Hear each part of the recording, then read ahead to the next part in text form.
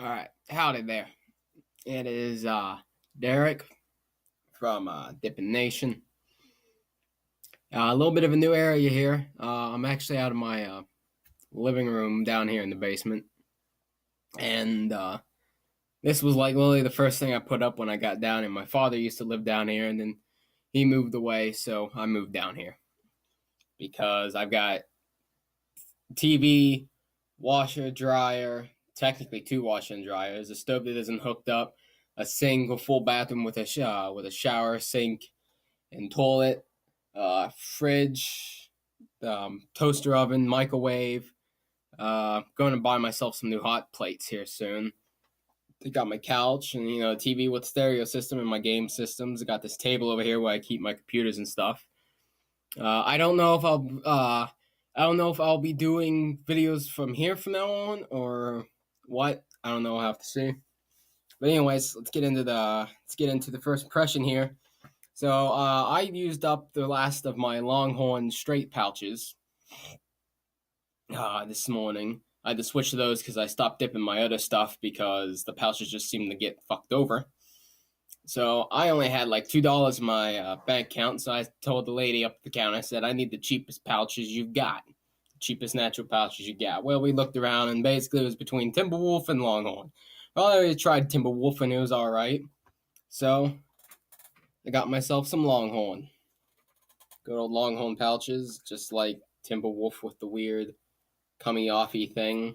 I tried to use it for the last few pouches of the straight, but like it's literally like you can only put two of them in there. If you try and fit three, you stand a pretty good chance at cutting open one of the pouches, which I did and like was able to tear it in half, which I thought was funny. So you can only put two in there, and so that's like what for most people like two fucking two two two fucking hours maybe. It depends on how much you dip. Some people dip like fucking insanely, others don't. But for most people that I know, that's like not nearly enough. New disposal lid. I guess you could throw it in there, but why would you? If you got a bottle, you throw it in the bottle. If you've got a mud jug, you stuff it in the mud jug. If you're driving, you roll down your window and flick it out the window. If you're standing out in the middle of an open field shooting shotgun, you spit it out of your mouth. There's no reason to put it in there. And besides, like I said, you can only get three pouches in there, so what are you gonna fucking do? Just sit there and just stuff them in until its juices are coming out everywhere? But anyways, so without further ado, let us try and crack into this. I do have my knife, which I probably will need. Oh yeah, I can get it to fucking cut if I like fucking squeeze it really hard. Holy shit, it's cutting. I have to do it like this, but anything that prevents me from having to take the damn knife. Now, where's the overlay? Because as we all know, the labels aren't all one. There. Yeah, I think the label's cut, but just to be sure. Alright, there we go. So, okay, so that was weird. I don't know if you guys will be able to see this, but the label has actually kind of like cut underneath the actual lid. That's why I like almost tried to stay in one, which I thought was hilarious. So it seems to be at least regular with these pouches. They all just kind of like these natural pouches. They all just kind of like clump up into a corner. I mean, and then they smell like they smell like natural pouches, but I'm still trying to place the natural smell. I don't know. It's like I guess it'd be a mix between mud and shit. Literally, a mix between mud and actual shit. Not as bad as cow shit though. I'll tell you that. But anyways, let's not bullshit more than I already have. Let's go ahead and throw one of these little compact turds, basically. I mean, some of it is not black, but like extremely dark. So I guess you use your imagination. I guess you imagine you're dipping a turd. Don't know why you'd want to, but I know y'all are into some weird shit. Let's go ahead, get that in there. All right, and I'm still in the process. My regular mud jug is out in the car because my roadie is down. I haven't been putting the lids on because if you put the mud jug lids on really tight, like you're supposed to, they're extremely hard to get to come off. Sometimes the regular mud jugs seem to be a little bit easier than the roadies, but the one time to get my roadie open, I had to set upside down on the ground and put my the corner of my shoe on the little pull tab and pull up, which of course made it all spilled down. But oh well, it's just because I'm weak. Anybody who's got some muscle on them, because I mean, come on, I mean that is nothing, absolutely nothing. So anybody that's strong could get them off. So my roadie's over there right now, soaking in some water, to try and get the dip shit out of it. And then once that's done, when I had left it open, not sealed all the way, the dog got in it, broke it open, and basically chewed up the funnel. And so now the funnel doesn't drain correctly. So what I'm going to have to do is take it and basically saw it off, more or less. Turn it into one of the classic mud jug ones. But that's for then, this is now. So what do I want to talk about today? Well, I already told you I got a new little area here. I don't know if I'm going to keep it. I do like this flag. I've had this flag for years now. I think my dad found it at a flea market. 101st Airborne Division, Screaming Eagles. Held out in Bastogne for weeks alone against what was essentially most of the German army until good old George Patton came charging through. As you know, I highly support the United States military. I'm not going to say that we're always correct, because that'd be stupid. No country, person, organization is always correct. Usually. There's a few organizations that I would say have less than a 1% incorrect rate, I guess. But anyway, so I highly support that. And so far, I have yet to see anything in our history. I mean, there was the Native Americans, and I don't know, perhaps the Grenada, I don't know how to pronounce it. Those are the only two relatively questionable military acts we've done, in my personal view. Okay, everything else has been rock solid reasoning, rock solid performance. Some of them haven't been the greatest endings, like Vietnam. That one was a little bit of a clusterfuck. What with I guess you could consider it two endings. The first, what I consider the official ending, which is when we got the North to sign the Paris Peace Accords and basically ended the war, and we were able to withdraw. Then there's a second ending, that after the North was assured we were gone, they broke the treaty, reinvaded, restarted to a second war, which I like to call the Third Inchon War, or Indochina War, whatever you want to call the region. And year and a half, they basically stomped through the heavily underprepared South, drove straight through the Saigon, and took the South. Right? But that is a whole separate conflict, in my personal opinion. In my personal opinion, when we signed the Paris Peace Accords, the Vietnam War was over. It was done. We left. We were headed home. War's over. And on that, we won. We won. We had preserved the South. We had stopped the North. We had held them back. We bombed them to the peace table and got them to sign our agreement, and we left. That sounds like a pretty good goddamn victory to me. Where the failure was, is we didn't go back in to save the South when it was getting reinvaded, and obviously wasn't going to be able to hold back the North, because we've been fighting the entire war ourselves, more or less. Not to say that the ARVN was, a completely incompetent force, but it was a completely incompetent force. We pulled out so quickly due to the pressure from the public and Paris Peace Accords that we never really had time to train the South to defend itself. So when the North reinvaded and began the Third Indochina War, the president tried to send him back, and Congress is like, "Nope, you don't have the power to do that. Nope, we're not allowing you to do that." And then the public was screaming, "If you do this shit somehow, we're going to fucking burn the White House down and fucking put your ass on a fucking cross." So we couldn't go back and say, if Congress had let us and the public wasn't a bunch of pansy-ass pussies, we would have fucking raffle-stomped the North again.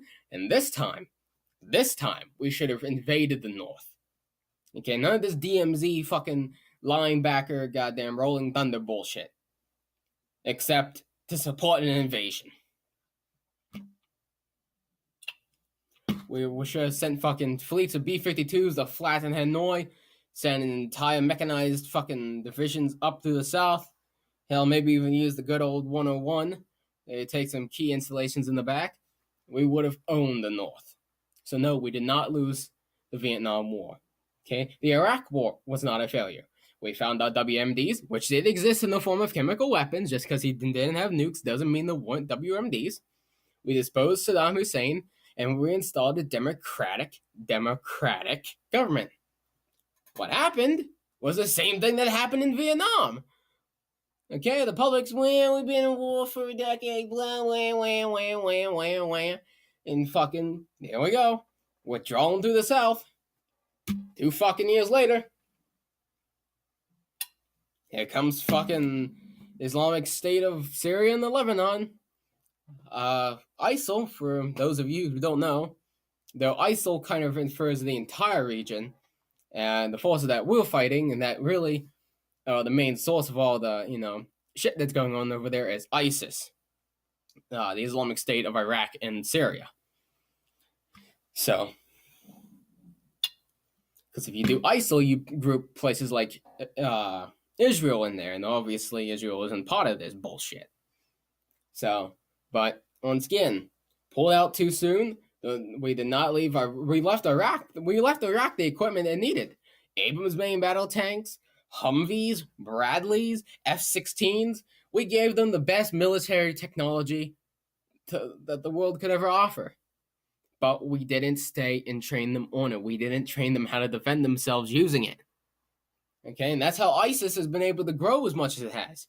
If we would have left Iraq with a competent force, okay, if we would have left Iraq with a competent army, a competent military, ISIS wouldn't exist. Or if it did, it'd be off in Syria. Where if the bunch of pansies in fucking Syria then go fucking shit back crazy and mix of Al-Qaeda and rebel forces and ISIS and all these other fucking terrorist organizations to rebel against the Al-Assad regime, if those guys hadn't done their stupid rebellion bullshit of the Arab Spring, the Syrian government and the Syrian military might have been able to keep ISIS from happening in Syria. So, and then Afghanistan, everyone's blabbing about how we have no reason to be in Afghanistan. We went to Afghanistan, we removed the Taliban from power, we helped the people bring back their own government,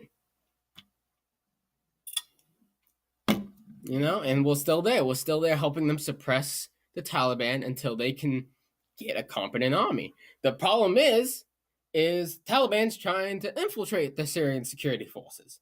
Not Syrian, sorry, the Afghanistan security forces. What was it, just a year or two ago? What? It was some turncoat went and killed I think it was a colonel, maybe it was a general, I can't remember. But that caused a big fucking shitstorm. So, yeah, we've been in Afghanistan since, 2003-ish. But we're not ready to pull out. Okay? Everybody's crying for the ending of the war in Afghanistan. Like, Obama ended the war in Iraq. I propose this.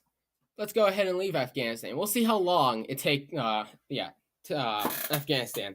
Let's see how long it takes the Taliban to come back into power, defeat the weak ass Afghanistani protection forces, and join up with the brothers and fucking ISIS. The fucking Iran will join that fucking shit. Now imagine this. Imagine ISIS controlling Iraq, Iran, Afghanistan, and half of Syria. Okay? The Kuwaitis, unless we protect them, aren't going to be able to survive that. So invade that. Nope, there goes Kuwait. There goes a big chunk of the oil. And since more or less most Islamics are relatively the same, I'm not saying they're all the same because we're all different people.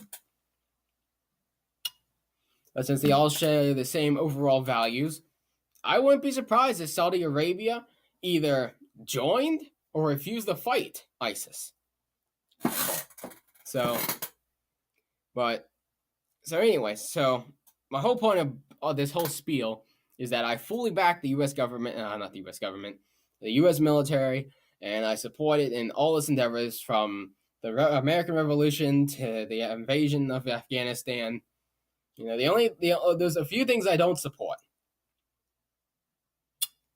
And that was our assistance in the no-fly zone over Libya, to where we helped these Libyan rebels oust Gaddafi, and then, I don't even know the time, but only like a year and a half later, 4 Americans died in Benghazi. And of course, the criminal Hillary denies that she let them die, which she did. So, but the point is, for better or for worse, I more or less support the U.S. military. And Obama has had this big agenda for getting rid of nuclear weapons in this world. Okay, which is a noble goal, because nuclear weapons, I mean, the purpose they were invented for succeeded. The atomic bombings of Hiroshima and Nagasaki. Okay, once again, 100% support it. Yeah, 250,000 Japanese died. 250,000 Japanese dying is better than the 2 million, 10, however, millions upon millions that would have died in an invasion of the Japanese mainland. Okay, I can't remember the exact stats anymore, but I know there was roughly about 2 million regular army men in Japan, and there at least it was like 2 dozen militiamen they could have called up. That's that's over. What was that? Roughly between 25 to 30 million Japanese that would have fought to the death. They would have fought to the death. In Iwo Jima, they had an entire division, 23,000 men there. Only 200 of them surrendered and were captured. The rest died. Okay? Going by that, they'd have a 99.9% death ratio. You take 25 million and you figure out what 99.9% of that is. That's how many Japanese would have died, not including the millions of Americans that would have died in the fighting. So you tell me how 2 dozen million, if that makes any sense, Japanese and Americans and shit dying is better than 250,000 deaths in atomic bombings. But anyways, I've been rambling about that, and I'll get back to my point before I close the video. But I've been letting these natural pouches go, and it doesn't really. It has a bit of a buzz, I guess. I stand up because you can get woozy doing that. But I do like the Longhorn natural more than I like the straight. The straight kind of has, I don't know what you want to call it. I guess you could call it more of a sweet, I guess, flavor. It is distinctive. I mean, unless you're like busy. If you're busy, you won't notice the difference. But I do like the natural better. Out of everything, I'd probably give it a 7 or 8 out of a total dips of what I've had. I like it more than mints. Or really, I like weak ass fucking wintergreen more than I like mint. So I'm gonna quickly end this video because I've been going on for 20 minutes. But just to end my point, the reason I was saying all this is Obama has been planning a visit to Hiroshima. And a lot of us are suspecting he might be going there to apologize for the atomic bombings, which I've just discussed will fully. I don't know how to say this. They will 100% the correct decision to make. Okay? We've been firebombing the Japanese for at least a year. They hadn't surrendered. Okay? If we had invaded the mainland, millions and millions of people would have died. Between 25 to 30 million Japanese alone. I say 250,000 deaths. Yes, I know they were very brutal deaths from radiation and stuff, but I'll take that 250,000 deaths over millions of deaths any day of the week. So basically, what I'm trying to say is I will be super fucking pissed if I hear about Obama saying, "Oh, we're really sorry we nuked you guys." Especially since the Japanese don't even admit to their war crimes they committed in the war. Yeah, go watch the Bridge on the River Kwai. Okay, and go read about that. How about you go read about the Patan Death March? All these atrocities, the rape and burning of Nanking, all the shit they did in China. Okay, and you tell me they didn't deserve those atomic bombings 110%. Okay, and despite what historians seem to have somehow come up with, they were valid military targets. There was, I believe it was in Hiroshima, there was the headquarters for the second Japanese, for some second Japanese army. Basically, it was the headquarters for the defense of the entire Japanese homeland. And it was basically like 2 blocks from the epicenter. Not to mention I think it was Nagasaki. Yeah. Can't remember if it was Nagasaki or Hiroshima. But one of those two was also a major port. So they did have military value. They were the correct decision, and I will be fucking infuriated if Mr. Obama decides to go and apologize unnecessarily for our actions. I'll put it this way, okay? I will fully support apologizing for the atomic bombings as soon as the Japanese fully apologize and own up to the atrocities they committed in the Second World War. And I'm not saying that we're 100% the good guys, okay? We did do our own kind of evil experiments, but it was nothing like the Japanese. So I'm going to leave you off with that because y'all are probably getting tired of my pointless ranting. This is a dip channel, not a rant. But as I said, Longhorn natural pouches.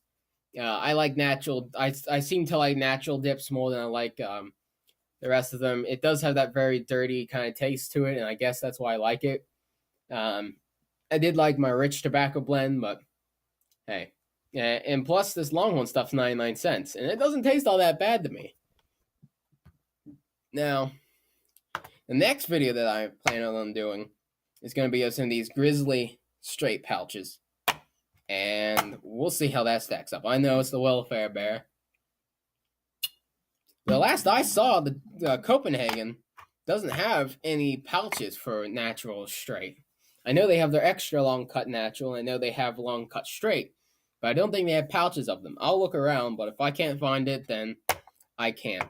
And then I'll also be doing a little first impression of some Grizzly wintergreen. And then you guys will get to see my first real dip of a long cut, which is going to be Southern Blend Copenhagen. But anyways, that's enough ranting for me, enough blabbing on. It's been nearly an hour. So, like I said, give it 7, 8 out of 10 from what I've had.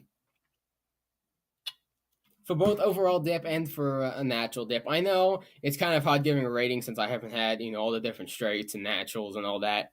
But it's a first impression, and if something changes, then I'll say something's superior to something else. But until then. So remember, sorry I gotta rip him off a little bit here, but make sure you be a man and reach for that can and pack yourselves a fucking lip. Because dipping is one of the greatest experiences in the world, and you'd be a fucking pussy ass bitch. Pussy ass bitch, I know, it's a big insult. I'm big and tough. You'll be a pussy ass bitch if you don't at least pack yourself a lip. So I'll see you all later, and I'm sorry I bored your ass with my fucking retarded rants. I know nobody watches these videos, but they make me feel important. I'll see y'all later.